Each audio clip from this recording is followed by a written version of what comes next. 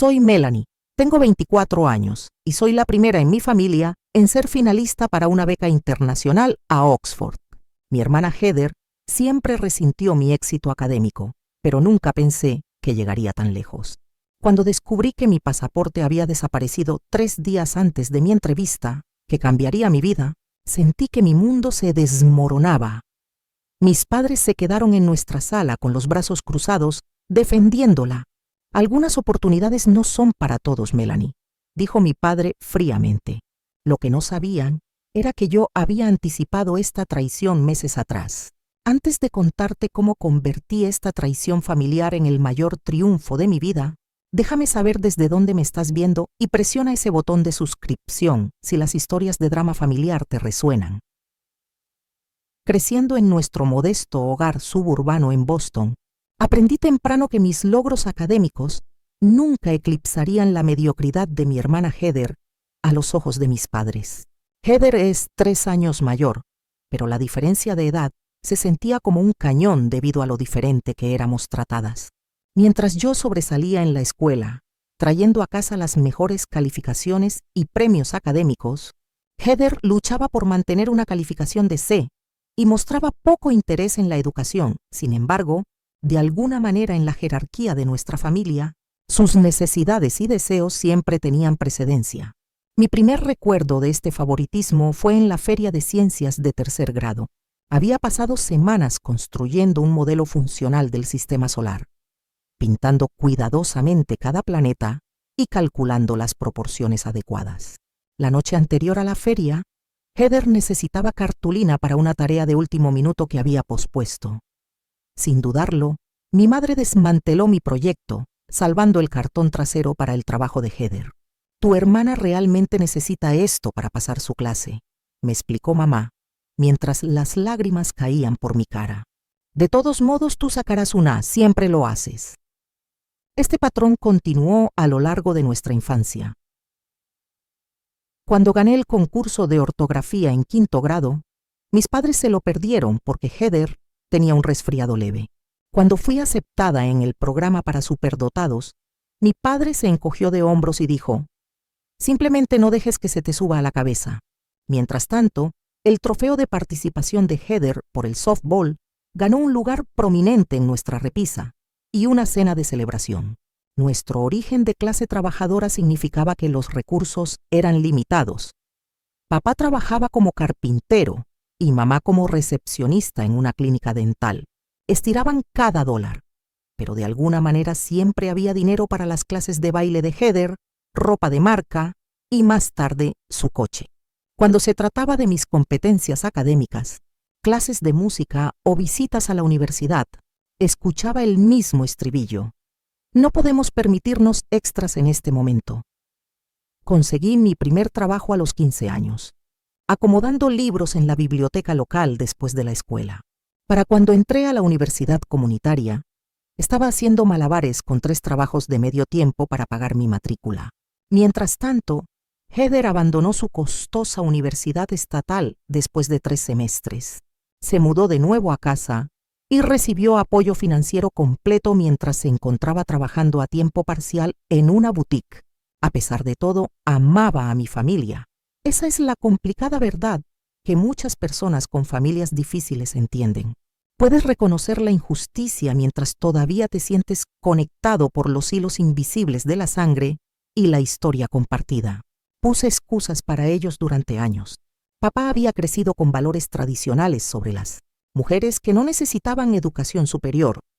Mamá nunca había tenido oportunidades ella misma y no sabía cómo cultivarlas.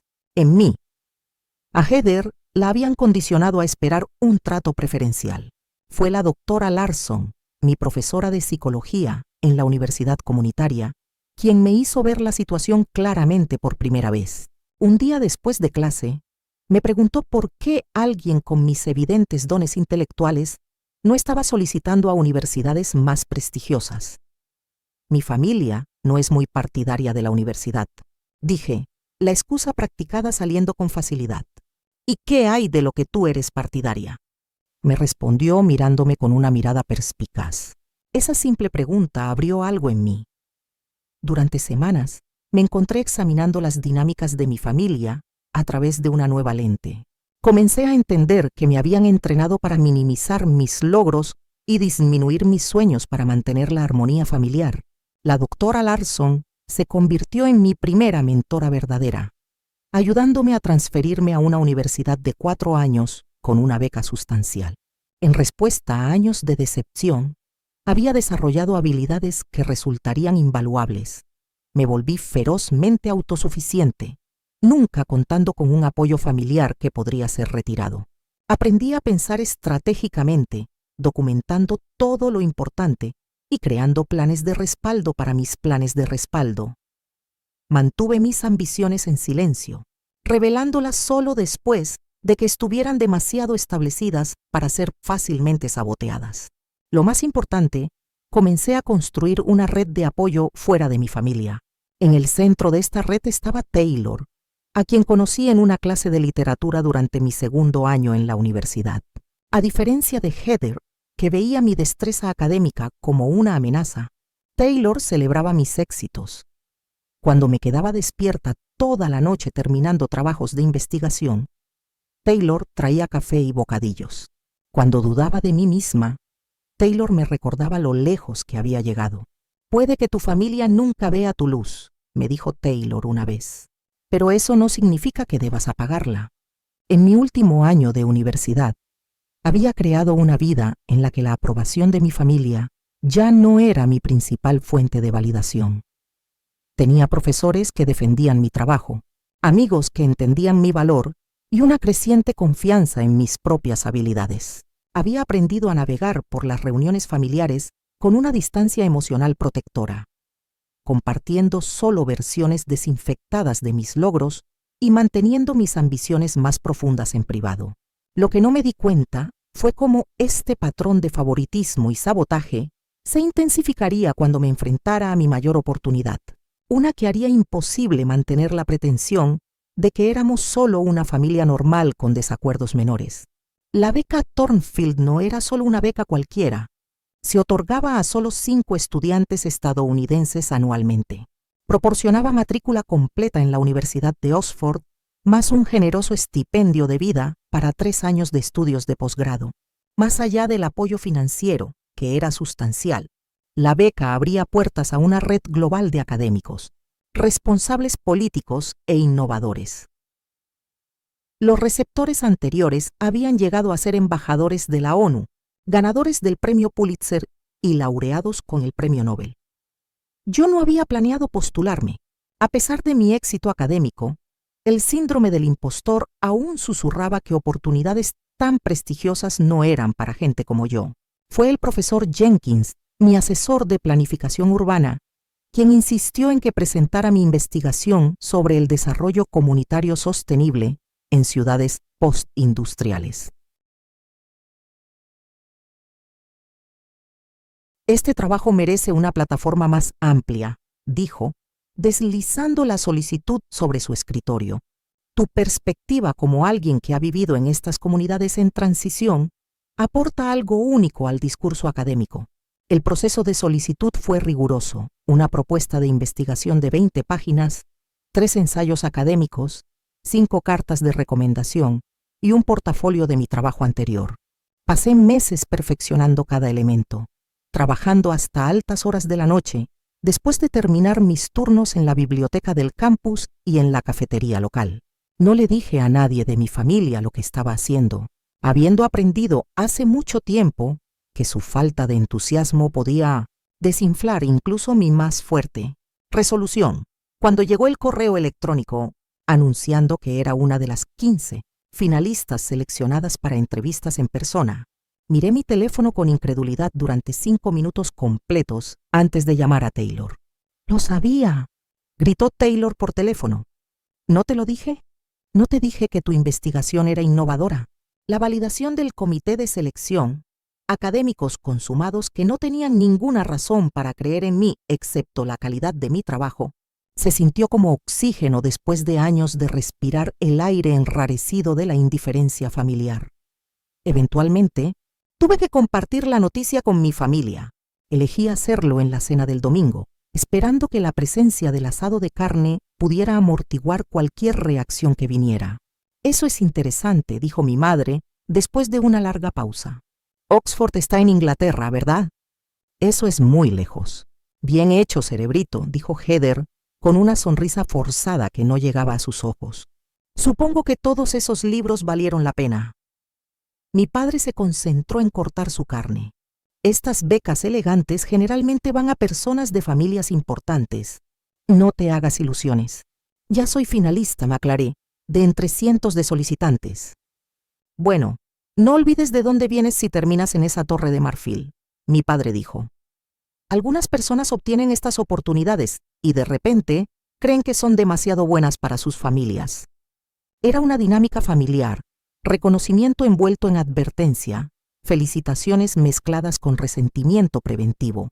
No había esperado nada más. Sin embargo, la decepción todavía me dolía. A medida que se acercaba la fecha de la entrevista, la atmósfera en casa se volvió cada vez más tensa. Heather comenzó a hacer comentarios punzantes sobre elitistas académicos y personas que se creen más inteligentes que los demás. Mi madre encontraba un sinfín de maneras de enfatizar lo difícil que sería mudarse al extranjero y cuestionaba si yo estaba preparada para tal transición. Mi padre alternaba entre desestimar la oportunidad como poco práctica y sugerir que la experiencia del mundo real de Heather como gerente de ventas minoristas era igualmente valiosa a su manera. Nada de esto era nuevo, pero la intensidad había escalado. Por primera vez, sentí algo más allá de las dinámicas habituales. Había miedo en sus reacciones, miedo de que realmente pudiera tener éxito, de que pudiera construir una vida que demostrara que sus limitaciones habían sido elecciones, no inevitabilidades. Mientras tanto me sumergí en la preparación para la entrevista. El profesor Jenkins organizó simulacros de entrevistas con otros miembros de la facultad, practicando conmigo preguntas potenciales y ayudándome a articular la importancia de mi investigación. Devoré libros sobre Oxford, me familiaricé con el trabajo de los profesores con los que esperaba estudiar y practiqué cómo explicar teorías complejas de desarrollo urbano en un lenguaje accesible. Las implicaciones financieras de la beca no pasaron desapercibidas para mí. La escuela de posgrado parecía un sueño imposible dada mi realidad económica. Incluso con becas, habría acumulado una deuda significativa al cursar una maestría en los Estados Unidos. La beca Thornfield ofrecía no solo educación, sino libertad. Libertad de la deuda, de la precariedad financiera, de las limitaciones que habían dado forma a las elecciones de mi familia. 2 semanas antes de la entrevista, el profesor Jenkins me llamó a su oficina. Lo que esperaba que fuera otra sesión de práctica resultó ser algo diferente. Melanie, eres brillante y merecedora, y tengo total fe en tu capacidad para ganar esta beca, dijo, su expresión inusualmente seria. Pero he estado haciendo esto el tiempo suficiente para saber que el éxito a veces puede desencadenar complicaciones en las dinámicas familiares. Me moví incómoda en mi asiento sintiéndome expuesta. ¿Había sido tan transparente mi cuidadosa compartimentación de mi vida familiar? Todo lo que digo es que debes tomar precauciones con tus documentos importantes. Guarda tu pasaporte, certificado de nacimiento y otros elementos esenciales en un lugar seguro, preferiblemente fuera de tu casa. Sus palabras me helaron, no porque el consejo fuera impactante, sino porque articulaba un miedo que había estado reprimiendo. Que el patrón de mi familia de socavar mis oportunidades podría tomar una forma más activa cuando se enfrentaran a la perspectiva de mi escape permanente de su órbita. Esa noche, documenté cuidadosamente todos mis documentos de identificación, tomando fotografías claras y almacenándolas en una cuenta segura en la nube. Hice copias de mi pasaporte, certificado de nacimiento y tarjeta de seguro social, guardando los originales en una caja con llave en el apartamento de Taylor. Investigué los procedimientos de reemplazo de pasaportes de emergencia por si acaso. Me sentía paranoica, me sentía desleal, pero a medida que se acercaba la fecha de la entrevista y la tensión en casa se intensificaba, estas precauciones comenzaron a parecer menos como una catastrofización y más como una prudente autoprotección. 3 días antes de mi vuelo programado a la costa este para la entrevista de Oxford, fui a buscar mi pasaporte de mi cajón con llave.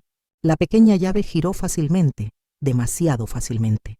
El cajón se abrió para revelar carpetas perfectamente organizadas, cartas de referencia, materiales de preparación para la entrevista y un espacio vacío donde debería haber estado mi pasaporte. Mi primera reacción no fue de ira, sino de un extraño y vacío reconocimiento. Una parte de mí lo había estado esperando. Había estado esperando el momento en que la tensión familiar abstracta se cristalizaría en un sabotaje concreto. Aún así, la expectativa no suavizó el golpe. Busqué metódicamente en toda mi habitación, revisando cada lugar lógico donde un pasaporte podría haberse extraviado, otros cajones, entre libros, debajo de mi colchón y en los bolsillos de mis abrigos. Luego me expandí a lugares menos lógicos: el gabinete del baño, los cajones de la cocina, el bote de reciclaje. El pasaporte no estaba por ninguna parte. La casa estaba vacía cuando comencé mi búsqueda, pero escuché la puerta principal abrirse y los pasos distintivos de Heather en el pasillo. Respiré hondo y fui a confrontarla. ¿Has visto mi pasaporte?, pregunté, tratando de mantener mi voz neutral. Heather se estaba quitando los zapatos, dándome la espalda. Hubo la más mínima pausa en su movimiento antes de que se diera la vuelta. Su expresión, una máscara perfecta de inocencia. ¿Tu pasaporte? ¿Por qué habría visto yo tu pasaporte? Porque falta de mi cajón con llave, y tú eres la única otra persona que ha estado en la casa hoy. Ella se rió, pero sonó forzado. Wow, directo a las acusaciones. Tal vez lo extraviaste, o tal vez nunca estuvo en ese cajón para empezar. Lo revisé hace 2 días específicamente para asegurarme de que estuviera allí. Bueno, yo no lo tengo. Ella pasó a mi lado hacia la cocina, luego se giró con preocupación exagerada. Espera, ¿no se acerca tu entrevista? ¿No necesitas eso para viajar? La preocupación fingida era tan transparente que casi me deja sin aliento. Fui salvada de responder por la llegada de mis padres con bolsas de supermercado en la mano. Mamá, papá, dije de inmediato. Alguien tomó mi pasaporte de mi cajón con llave. Lo necesito para mi vuelo a la entrevista. Mi madre dejó su bolsa lentamente. ¿Estás segura de que lo pusiste allí? Has estado tan dispersa últimamente con todo este asunto de Oxford. Estoy segura. Lo revisé hace 2 días. La expresión de mi padre se endureció. Esa es una acusación seria, Melanie. ¿Estás diciendo que alguien en esta familia te robó? Estoy diciendo que mi pasaporte ha desaparecido y lo necesito en menos de 72 horas. Lo que siguió fue una clase magistral de manipulación psicológica. Mi madre sugirió que el estrés estaba afectando mi memoria. Mi padre cuestionó si alguna vez había tenido mi pasaporte en el cajón. Heather observaba con ojos grandes e inocentes, ocasionalmente ofreciendo sugerencias inútiles sobre dónde podría haberlo colocado distraídamente. A medida que la conversación avanzaba, recordé algo. Más temprano ese día, Heather había publicado un selfie desde su dormitorio. En el fondo, parcialmente visible en su mesita de noche, estaba el borde de lo que parecía ser un pequeño folleto azul. No lo había registrado en ese momento, pero ahora saqué mi teléfono y abrí Instagram, encontrando la publicación. La foto había desaparecido, eliminada en algún momento en las últimas horas. Publicaste un selfie hoy, dije, interrumpiendo la sugerencia de mi madre de que revisara entre mi colchón y mis libros. Había un folleto azul en tu mesita de noche. La cara de Heather se puso roja, luego pálida. ¿De qué estás hablando? Yo no publiqué nada hoy. Lo eliminaste, pero lo vi esta mañana. Mi padre se interpuso entre nosotras. Ya basta, Melanie. Tu hermana dijo que no lo tiene. Entonces no le importará si reviso su habitación, repliqué. Absolutamente no, exclamó Heather. No voy a dejar que revise mis cosas privadas porque ella no puede mantener el rastro de sus propias cosas. La discusión se intensificó rápidamente. Las acusaciones volaron, los viejos rencores salieron a la luz, las voces se alzaron. A través de todo esto, mantuve un extraño desapego, como si estuviera viendo la escena desde fuera de mi cuerpo. Este era el momento en que toda la pretensión se desvanecería, cuando la dinámica familiar que había moldeado mi vida finalmente sería expuesta en su forma cruda.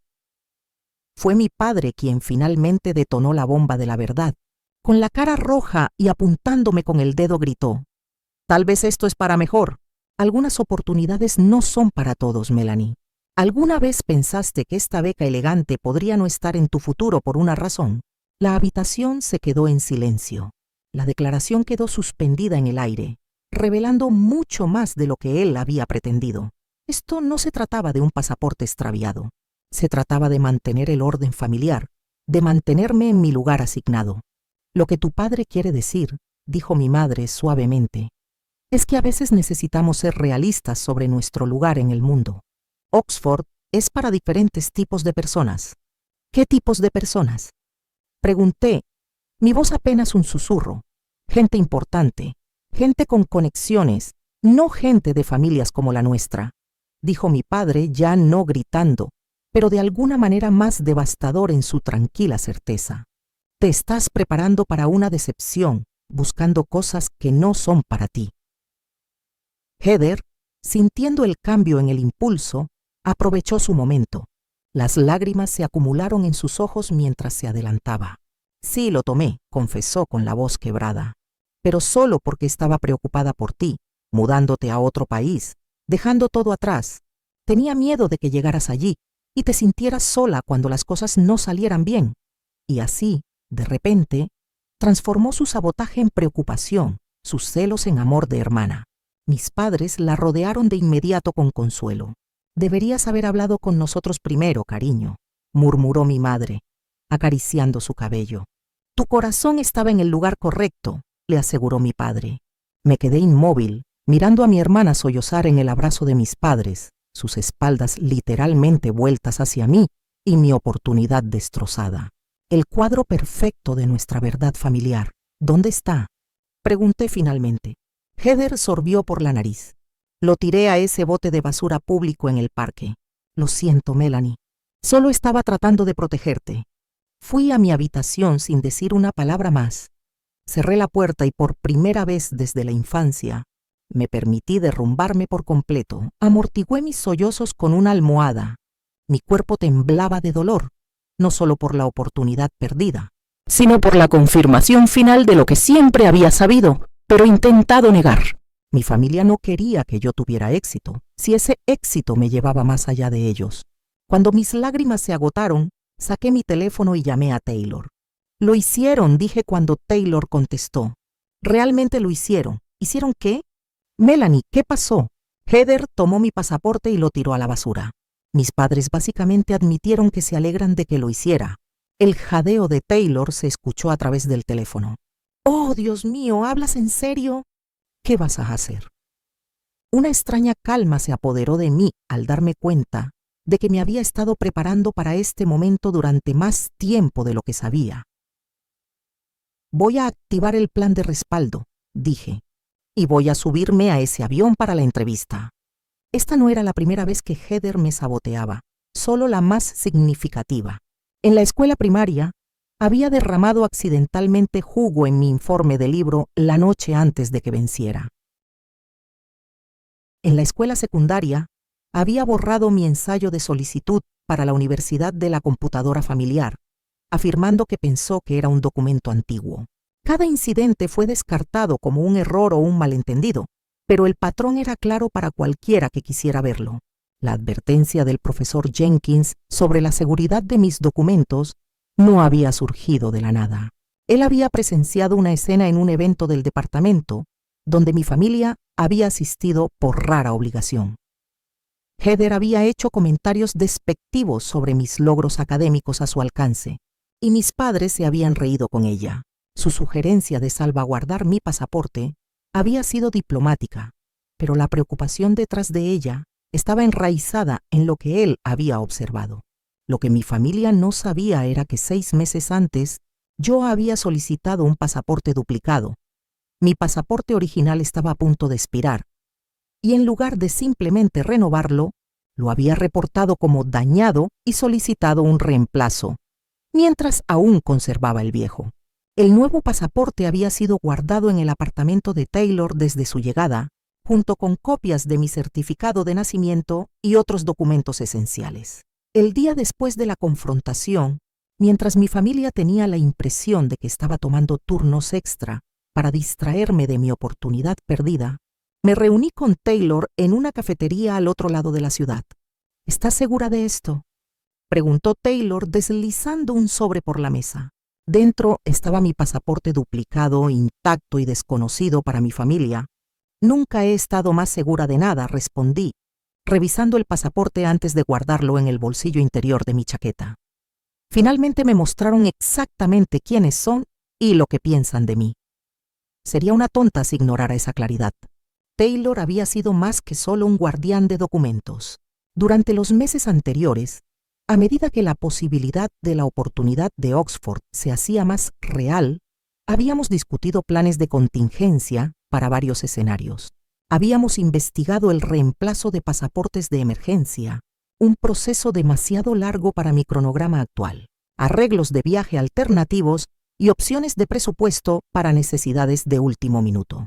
Me reporté enferma en el trabajo por los próximos 3 días, dijo Taylor. Puedo llevarte al aeropuerto mañana. Mi primo trabaja para la aerolínea y confirmó que tu boleto todavía está activo. Más allá de Taylor, había cultivado una red de figuras de apoyo que no sabían nada de mis dinámicas familiares, pero estaban interesadas en mi éxito. El profesor Jenkins había arreglado que un exalumno del departamento se reuniera conmigo en el aeropuerto a mi llegada. La doctora Larson, mi exprofesora de psicología, me había conectado con una amiga que me proporcionaría alojamiento la noche anterior a la entrevista, ahorrándome el costo del hotel. Lo que una vez se sintió como una sobrepreparación paranoica, ahora parecía una autoprotección precavida. Había construido una red de seguridad independiente de mi familia, construida por personas que me valoraban por mi mente y mi carácter, en lugar de por mi cumplimiento de sus limitaciones. Los desafíos logísticos seguían siendo significativos. Había estado ahorrando durante meses, pero mi presupuesto era ajustado. El plan original había incluido quedarme con un amigo del primo de mi madre para ahorrar en costos de alojamiento, un arreglo que ahora no estaba disponible para mí. Tendría que usar mi tarjeta de crédito de emergencia para los gastos del hotel, agregando una deuda que había esperado evitar. Taylor insistió en prestarme $300 para cubrir costos inesperados. Considéralo una inversión en nuestra amistad, dijo cuando protesté. Puedes pagarme cuando seas una famosa académica de Oxford cambiando el mundo. Esa tarde, visité el centro de consejería del campus, donde había estado recibiendo terapia para la ansiedad relacionada con la familia durante el último año. La doctora Chen, mi consejera, me ayudó a procesar mis emociones y prepararme mentalmente para la entrevista. Lo que estás experimentando es una dinámica común en familias resistentes al cambio, explicó. Tu éxito amenaza la narrativa que han construido sobre sí mismos y sus elecciones. No se trata de ti, se trata de lo que tu logro revela sobre sus propias limitaciones. ¿Cómo me concentro en la entrevista cuando todo esto está sucediendo?, pregunté. Compartimentación, respondió ella, no como una solución permanente, sino como una estrategia temporal. Crea un recipiente mental para la situación familiar. Reconoce que existe y luego déjalo a un lado deliberadamente para concentrarte en tu objetivo inmediato. Esa noche, me senté en el apartamento de Taylor, escribiendo una carta a mi familia que no tenía intención de enviar. Vertí todo, los años de favoritismo, el socavamiento de mis logros, el impacto psicológico de su constante disminución y, finalmente, el dolor de su reciente traición. El acto de articular estas verdades fue catártico, incluso sabiendo que las palabras nunca llegarían a sus destinatarios previstos. A la mañana siguiente, mucho antes del amanecer, Taylor me recogió en la esquina a 2 cuadras de mi casa. Me había escabullido en silencio con una pequeña maleta que contenía solo lo que necesitaba para la entrevista. Mientras nos alejábamos del vecindario que me había nutrido y restringido al mismo tiempo, sentí una mezcla compleja de dolor, determinación y algo inesperado: libertad. Mi teléfono vibró con un mensaje de texto de mi madre. ¿Dónde estás? Necesitamos hablar de ayer. Apagué mi teléfono en modo avión sin responder. El momento para el drama familiar había pasado. Ahora era el momento de concentrarme en la oportunidad que habían tratado de negarme. El vuelo a Boston fue solo la primera etapa de un viaje que pondría a prueba mi resiliencia de maneras que no había anticipado.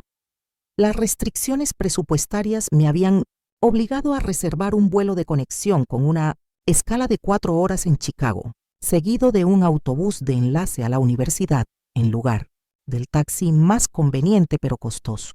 Lo que debería haber sido un día de viaje sencillo se convirtió en un maratón agotador. Mi atuendo profesional cuidadosamente planeado tuvo que ser llevado por separado para evitar arrugas. Sobreviví con bocadillos de máquinas expendedoras del aeropuerto para ahorrar dinero. El último autobús de enlace del día se retrasó por el tráfico, dejándome ansiosamente revisando la hora mientras avanzábamos lentamente hacia el campus.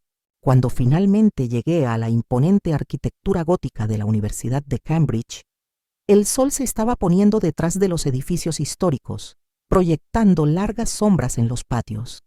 El campus irradiaba siglos de tradición académica, privilegio y logros. Un mundo aparte de mis inicios en la universidad comunitaria y mi educación en la universidad estatal.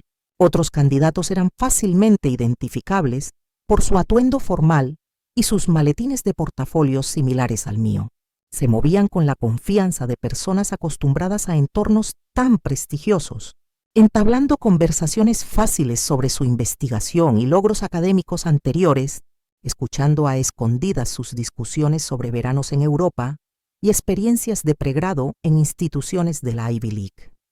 Sentí el familiar peso del síndrome del impostor descendiendo. Primera vez en Cambridge, una voz a mi lado pertenecía a una mujer de mediana edad, con ojos amables y un acento británico. ¿Es tan obvio?, pregunté, solo porque estás mirando la arquitectura en lugar de pretender que ya lo has visto todo antes, dijo con una cálida sonrisa. Soy la profesora Whitman, una de los miembros del comité de entrevistas. Mi corazón se aceleró ante este encuentro inesperado con una de las jueces. Melanie Preston, me las arreglé para decir extendiendo mi mano. Es hermoso aquí. Lo es, de hecho, e incluso después de 20 años, todavía me encuentro mirando hacia arriba con asombro. Ella revisó su reloj. Deberías acomodarte. Mañana es un gran día. La interacción, tan breve como fue, me tranquilizó. Debajo de la intimidante fachada, había personas reales que alguna vez habían sido recién llegadas ellas mismas. Me registré en mi modesto hotel, que afortunadamente estaba a poca distancia del lugar de la entrevista. La habitación era pequeña, pero limpia, con un escritorio donde extendí mis materiales y repasé mis puntos de conversación por última vez. Mi teléfono, cuando finalmente lo volví a encender, estaba inundado de mensajes. Mis padres habían descubierto mi ausencia y pasaron por la preocupación, la ira y ahora la preocupación que induce culpa. Heather había construido una narrativa elaborada donde sufría de remordimiento y ansiedad por mi desaparición. También había mensajes de apoyo de Taylor, el profesor Jenkins y otros miembros de mi red de apoyo elegida. Respondí solo a los mensajes de apoyo, confirmando mi llegada segura y expresando gratitud por su aliento. A mi familia les envié un solo mensaje de texto. Estoy a salvo y persiguiendo mi oportunidad. Me comunicaré con ustedes después de la entrevista. Luego volví a silenciar mi teléfono. Pedí una cena barata de una sandwichería cercana y me concentré en los preparativos finales. En mi cuaderno del hotel, escribí respuestas a posibles preguntas, particularmente aquellas sobre mi metodología de investigación y sus aplicaciones prácticas para la renovación urbana. El sueño llegó de forma intermitente esa noche. Cada vez que me quedaba dormida, me despertaban sueños de ansiedad, donde llegaba a la entrevista para encontrar a mi familia sentada en el panel de jueces, o descubría que mis materiales de presentación habían sido reemplazados con páginas en blanco. Al amanecer, había abandonado el sueño por completo y estaba parada bajo la ducha, dejando que el agua caliente lavara la fatiga y la tensión. La entrevista estaba programada para las 10 de la mañana. Llegué 30 minutos antes, vestida con mi traje azul marino y un simple collar de perlas prestado por Taylor, profesional, pero no ostentoso. El área de espera, fuera de la sala de entrevistas, contenía a otros 5 candidatos, cada uno absorto en una revisión de último minuto o en una meditación tranquila. Cuando me llamaron, me puse de pie, alisando mi falda, y entré en una habitación con paneles de madera donde 5 personas estaban sentadas detrás de una mesa imponente. Reconocí a la profesora Whitman, quien me dio un sutil gesto de aliento. «Señora Preston», comenzó un hombre mayor en el centro, «hemos leído su propuesta sobre el desarrollo sostenible en comunidades postindustriales con gran interés. Por favor, díganos qué provocó su investigación en esta dirección». La pregunta era una para la que me había preparado y mi respuesta fluyó naturalmente. Hablé sobre crecer en una comunidad en transición de su pasado manufacturero, viendo a los vecindarios luchar con los cambios económicos y cómo mi interés académico había crecido a partir de la experiencia vivida. Durante 20 minutos, las preguntas fueron preguntas académicas sencillas, mi metodología, mi revisión de la literatura, cómo mi trabajo se basaba o desafiaba las teorías existentes. Me sentí en terreno sólido, mi preparación me sirvió bien. Luego vino la pregunta que no había anticipado del todo. «Su historial académico es impresionante», dijo una mujer con el pelo plateado, particularmente dada su transición de la universidad comunitaria a la universidad. «Cuéntenos sobre un obstáculo significativo que haya superado en su viaje académico y cómo ha moldeado su perspectiva». La habitación pareció quedarse quieta. Aquí estaba el momento en que mi vida personal y académica colisionaban. Podría dar una respuesta desinfectada sobre los desafíos financieros o la gestión del tiempo entre el trabajo y el estudio, o podría ofrecer la verdad auténtica que me había traído a esta habitación contra todo pronóstico. Elegí la autenticidad. Mi mayor obstáculo ha sido superar las limitaciones narrativas que mi origen me impuso. Comencé con cuidado. Vengo de una familia y una comunidad donde la educación avanzada se ve con sospecha en lugar de aspiración, donde perseguir el conocimiento por sí mismo se considera poco práctico en el mejor de los casos y pretencioso en el peor. Describí los desafíos prácticos, trabajar en múltiples trabajos, navegar por los sistemas sin orientación familiar, pero también las barreras psicológicas de tener que creer en posibilidades que nadie a mi alrededor afirmaba. Lo que he aprendido, continué, es que los límites más difíciles de trascender son los que internalizamos. Mi investigación sobre la transformación comunitaria es inseparable de mi experiencia personal de transformación, de reconocer que los entornos dan forma a las posibilidades, pero no tienen por qué determinarlas.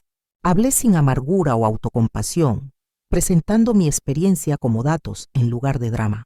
Cuando terminé, hubo un momento de silencio antes de que la profesora Whitman hablara. ¿Y cómo aplicaría esa comprensión a las comunidades en su investigación?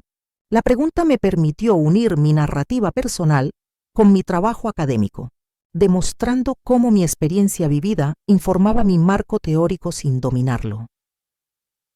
Para cuando concluyó la entrevista, sentí que había causado una impresión distinta a la de los otros candidatos. Si esa impresión se traduciría en una selección, estaba por verse, pero había presentado mi yo auténtico y mi trabajo con integridad. Fuera de la sala de entrevistas, finalmente me permití sentir el peso de los últimos días, el costo emocional de la traición de mi familia, los desafíos logísticos de mi viaje secreto, la presión de la entrevista en sí. Todo se estrelló sobre mí en una ola de agotamiento. Encontré un rincón tranquilo del jardín del campus y me senté en un banco, permitiendo silenciosas lágrimas de liberación. Cuando revisé mi teléfono, había un mensaje de Taylor. «Pase lo que pase, ya ganaste al presentarte. Además, tu hermana le está diciendo a todos que tuviste un episodio de salud mental y que la familia está muy preocupada». Clásico. A pesar de todo, me reí. La absurdidad de la versión de mi familia coincidía perfectamente con sus patrones establecidos. Por supuesto, reformularían mi determinación como inestabilidad. Por supuesto, se presentarían como preocupados en lugar de saboteadores. Por primera vez, Su narrativa no tenía poder sobre mí. Yo había escrito mi propia historia, y era una de perseverancia en lugar de victimismo. Las 2 semanas siguientes a la entrevista fueron un ejercicio de animación suspendida. Regresé a casa a una extraña nueva dinámica familiar. Mis padres oscilaban entre la fría desaprobación y los intentos incómodos de reconciliación sin rendición de cuentas. Solo estábamos preocupados por ti, diría mi madre, como si la preocupación justificara sus acciones. Malinterpretaste nuestras intenciones, insistía mi padre, reescribiendo la historia en tiempo real. Heather había creado una narrativa elaborada donde era tanto víctima como heroína, devastada por mi mala interpretación de sus acciones protectoras, pero perdonando valientemente mi reacción exagerada. Interpretó este papel para la familia extendida, presentándose como la parte herida, mientras que simultáneamente se posicionaba como magnánima. Solo quiero que las cosas vuelvan a la normalidad entre nosotras, dijo entre lágrimas en la cena una noche. La familia es más importante que alguna beca. Mantuve una distancia cuidadosa emocional y a menudo físicamente. Tomé turnos extra en el trabajo.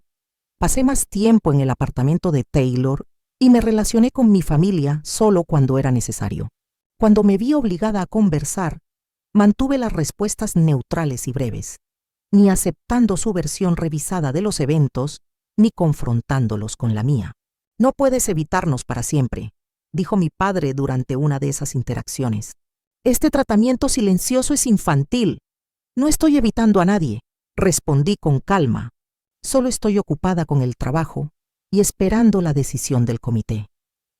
Mi red de apoyo demostró ser invaluable durante este periodo liminal. El apartamento de Taylor se convirtió en un santuario donde podía procesar mis sentimientos honestamente. El profesor Jenkins se comunicaba regularmente, recordándome que, independientemente del resultado de la beca, había demostrado un coraje y una determinación excepcionales. La doctora Chen me ayudó a desarrollar estrategias para mantener los límites sin escalar el conflicto. Lo que están experimentando ahora es disonancia cognitiva, explicó durante una sesión. Sus acciones contradicen su autoimagen como padres que apoyan y una hermana amorosa. En lugar de ajustar su autopercepción, están reescribiendo sus acciones para preservar su identidad. ¿Alguna vez reconocerán lo que realmente sucedió? Pregunté. Posiblemente con el tiempo y las circunstancias cambien, pero ese reconocimiento puede que nunca llegue en la forma que esperas. Tu curación no puede depender de su reconocimiento del daño. Un miércoles por la tarde, 15 días después de la entrevista, estaba reabasteciendo la sección de libros de texto de psicología en la librería del campus cuando mi teléfono vibró con un número desconocido. Casi lo dejo ir al buzón de voz, asumiendo que era una llamada de spam, pero un instinto me hizo contestar. ¿Es usted Melanie Preston?, preguntó una voz con acento británico. Sí, soy yo. Esta es la profesora Whitman del comité de becas Thornfield. Me complace informarle que ha sido seleccionada como una de las 5 becarias de este año. El libro de texto que había estado acomodando se cayó de mis manos. A mi alrededor la librería continuaba su ritmo normal de la tarde. Estudiantes hojeando libros, cajeros escaneando, música sonando suavemente en el fondo mientras mi mundo entero se movía en su eje. Señora Preston, ¿está ahí? Sí, lo siento, me las arreglé para decir. Solo estoy sorprendida. Gracias, muchas gracias. Su entrevista fue excepcional y su propuesta de investigación muestra una promesa notable. El comité quedó particularmente impresionado por sus perspectivas sobre la transformación comunitaria y su resiliencia demostrada. Después de confirmar los detalles sobre los siguientes pasos y la información de orientación, terminé la llamada y me dejé caer al suelo entre los estantes de libros, presionando mis manos en mi boca para contener el sollozo de alivio y reivindicación que amenazaba con escapar. Llamé a Taylor primero, quien gritó tan fuerte que tuve que alejar el teléfono de mi oído, luego al profesor Jenkins, quien respondió con un digno, bien merecido, Melanie, extraordinariamente bien merecido. La doctora Larson envió un ramo de flores a mi lugar de trabajo con una tarjeta que decía simplemente: siempre lo supe.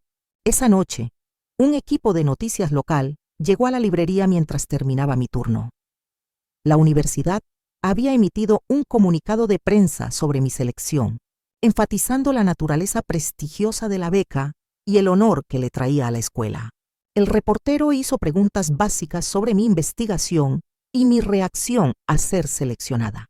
Esta beca representa no solo una oportunidad educativa, sino una oportunidad de llevar soluciones de desarrollo sostenible de vuelta a comunidades como aquella en la que crecí, dije, encontrando compostura a pesar de mi inexperiencia con los medios. El segmento se emitió en las noticias de las 10 Felicero. Mi cara y mi nombre apareciendo bajo el titular de estudiante local gana prestigiosa beca de Oxford. Fue una pieza breve, de menos de 2 minutos, pero causó ondas en mi familia extendida y mi comunidad.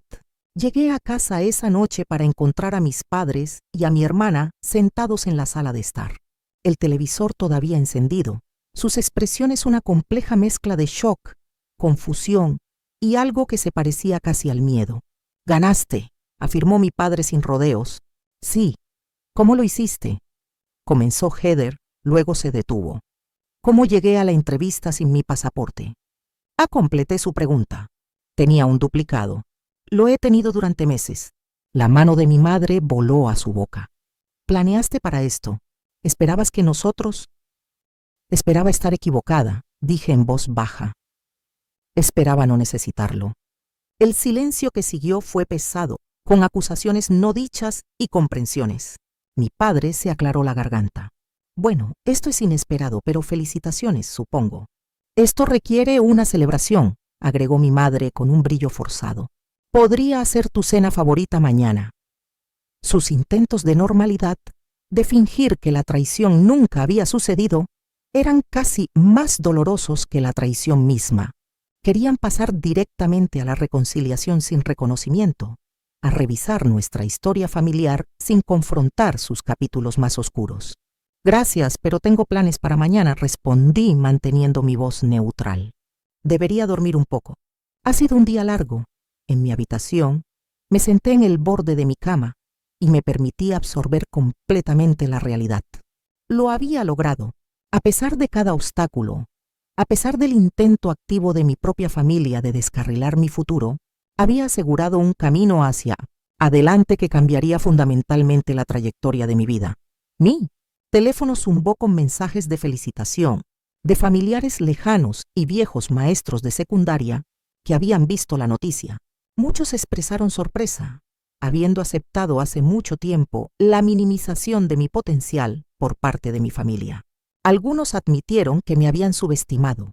Mi consejero de la escuela secundaria, que me había desanimado de postularme a universidades competitivas, escribió: «Claramente juzgué mal de lo que eras capaz. Felicitaciones por demostrar que me equivoqué». Entre estos mensajes llegó uno de mi prima Sara, la sobrina de mi madre. «Siempre supe que eras la excepción en esa casa. No dejes que te apaguen la luz nunca más. Estoy tan orgullosa de ti que podría estallar». Esa noche dormí más pacíficamente de lo que lo había hecho en semanas, tal vez en años. Lo que sea que viniera después con mi familia, yo había reclamado mi propia narrativa. Me había negado a aceptar las limitaciones que intentaron imponerme. Esa victoria fue incluso más significativa que la beca en sí misma. Un año después, me paré en los antiguos adoquines de Oxford, con las hojas de otoño arremolinándose alrededor de mis botas, apenas pudiendo creer que esta era ahora mi realidad diaria.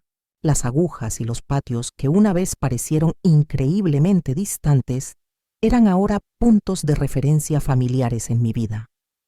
Mi pequeña pero cómoda vivienda para estudiantes de posgrado se había convertido en un hogar, decorado con artículos cuidadosamente elegidos que representaban mi nuevo comienzo.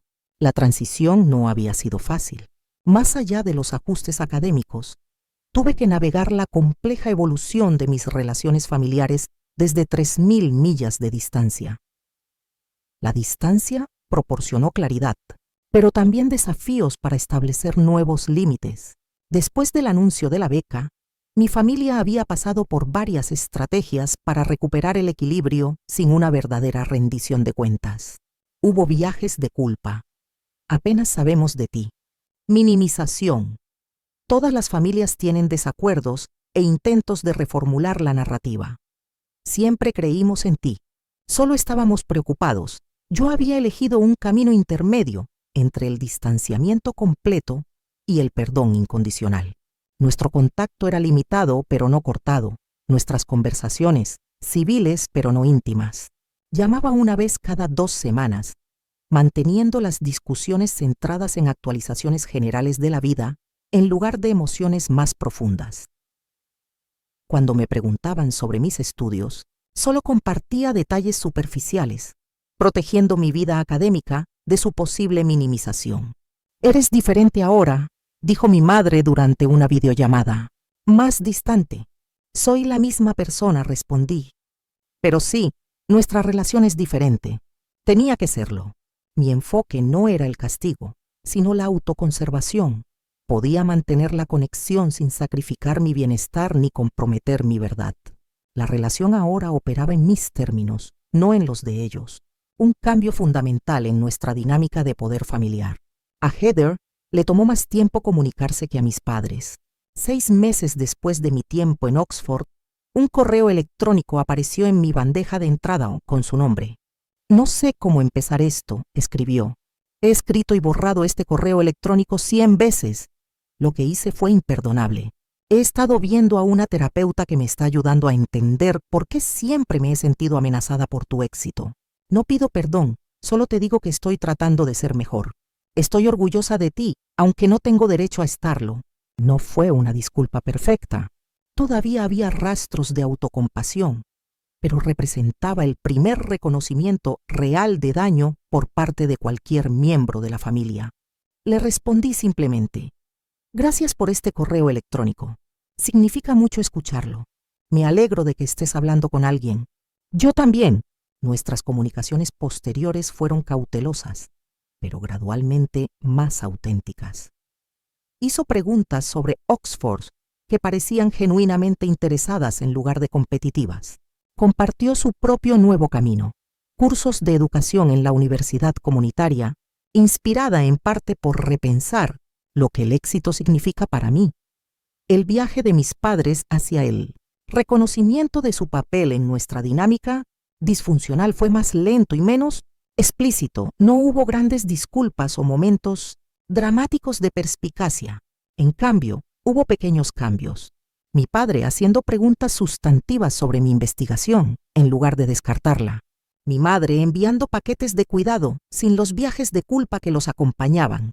Ambos mencionando mis logros a amigos y familiares, sin los calificadores y minimizaciones habituales. Durante mi primera visita a casa por vacaciones, los cambios fueron sutiles pero notables. Mis premios académicos se mostraron junto con los certificados de gestión minorista de Heather.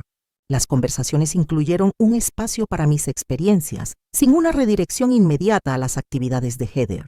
Estas no eran las transformaciones de los guiones de películas, sino los ajustes del mundo real de patrones profundamente arraigados. Mi propio viaje de curación continuó con sesiones semanales de video con una terapeuta especializada en dinámicas familiares. La doctora Rivera me ayudó a procesar no solo el incidente del pasaporte, sino la vida de mensajes que lo habían precedido. El aspecto más perjudicial de la disfunción familiar no son generalmente los momentos dramáticos, explicó, sino el efecto acumulado de miles de pequeñas interacciones que te enseñan a dudar de tu valor y potencial. Gradualmente, aprendí a identificar y contrarrestar las creencias internalizadas formadas en ese entorno, que mis logros se obtenían a expensas de otra persona, que querer reconocimiento era egoísta, que exceder las expectativas de mi familia era de alguna manera desleal. El entorno académico y social en Oxford proporcionó el contexto perfecto para este crecimiento. Estaba rodeada de personas que daban por sentada la curiosidad intelectual, que celebraban en lugar de resentir los logros, que veían la ambición como algo natural en lugar de amenazante. Mi cohorte de investigación se convirtió en una especie de familia elegida. ofreciendo el apoyo de pares y la validación que nunca había experimentado al crecer. Mi trabajo floreció en esta atmósfera de apoyo.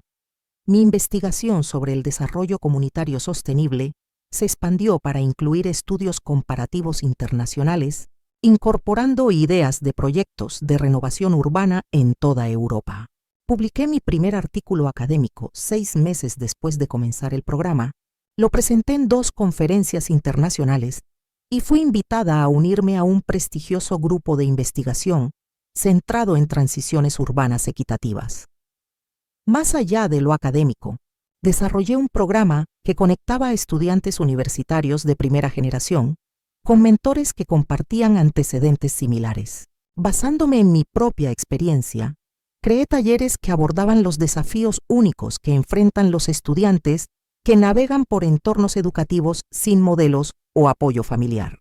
La iniciativa se expandió rápidamente desde Oxford a universidades asociadas y finalmente se convirtió en una organización sin fines de lucro formal. Cuando regresé a casa para Navidad durante mi segundo año, traje una energía diferente conmigo. Ya no era la hija que buscaba desesperadamente la aprobación, sino una mujer joven con un propósito y una dirección, que ofrecía conexión, pero no requería validación. El cambio de poder era palpable. Te comportas de manera diferente, observó mi padre durante un café una mañana. Más, no sé, segura, sugerí. Él asintió con algo que se parecía al respeto en su expresión. No entendía lo que buscabas antes. Ahora lo entiendo. No fue una disculpa, pero en el limitado vocabulario emocional de nuestra familia fue significativo. Una admisión de que su percepción había sido defectuosa, de que no había logrado ver mi potencial. Más tarde, en esa visita, mi madre me ayudó a ordenar viejas pertenencias en mi habitación de la infancia. Mientras organizábamos papeles y recuerdos, se detuvo en un ensayo de la escuela secundaria marcado con el entusiasta elogio de una maestra. «Siempre fuiste tan inteligente», dijo suavemente. Creo que me sentía intimidada por eso. No sabía cómo nutrir algo que no entendía. «Nunca es demasiado tarde para aprender», respondí, mirándola a los ojos. «Todavía estoy aquí». Estos pequeños momentos de conexión y reconocimiento no borraron el daño pasado, pero crearon posibilidades para un tipo diferente de relación futura. Una basada en el respeto mutuo en lugar de roles prescritos, en vernos como somos en lugar de como se espera que seamos. La lección más grande que he aprendido a través de este viaje es que las relaciones familiares, como todas las relaciones, deben ser negociadas en lugar de simplemente heredadas. El amor sin límites no es amor en absoluto, es sumisión. La verdadera conexión requiere la libertad de definirnos a nosotros mismos más allá de las limitaciones de los demás, de crear espacio para el crecimiento incluso cuando ese crecimiento desafía las dinámicas establecidas. También he aprendido que el perdón no requiere olvidar. Puedo reconocer el daño que mi familia causó mientras sigo apreciando a los complejos seres humanos detrás de esas acciones. Puedo mantener límites saludables mientras dejo espacio para la evolución y el crecimiento. Lo más importante, he aprendido que algunas relaciones deben ser transformadas en lugar de abandonadas, reinventadas en nuevos términos que honren la humanidad de todos, sin comprometer la dignidad de nadie. Hoy, mientras camino por los históricos cuadrángulos de Oxford, llevo tanto mis heridas como mi sabiduría. El incidente del pasaporte, por doloroso que fuera, me dio el impulso final para reclamar mi propio camino sin disculparme. Me obligó a reconocer que el mayor acto de amor propio es creer en tu camino, incluso cuando aquellos que deberían apoyarte más no pueden ver tu luz. Tus sueños no requieren el permiso de nadie, solo necesitan tu compromiso inquebrantable. ¿Alguna vez has tenido que creer en ti mismo cuando tus seres más cercanos no podían ver tu potencial? Me encantaría escuchar sus historias en los comentarios a continuación. Si este viaje de superación de obstáculos familiares resonó contigo, por favor, dale al botón de me gusta y suscríbete para escuchar más historias de resiliencia y transformación. Recuerda, las limitaciones que otros te imponen son a menudo un reflejo de sus propios miedos, no de tus verdaderas capacidades. Gracias por escuchar y que encuentres el coraje para perseguir tus sueños, incluso cuando el camino no sea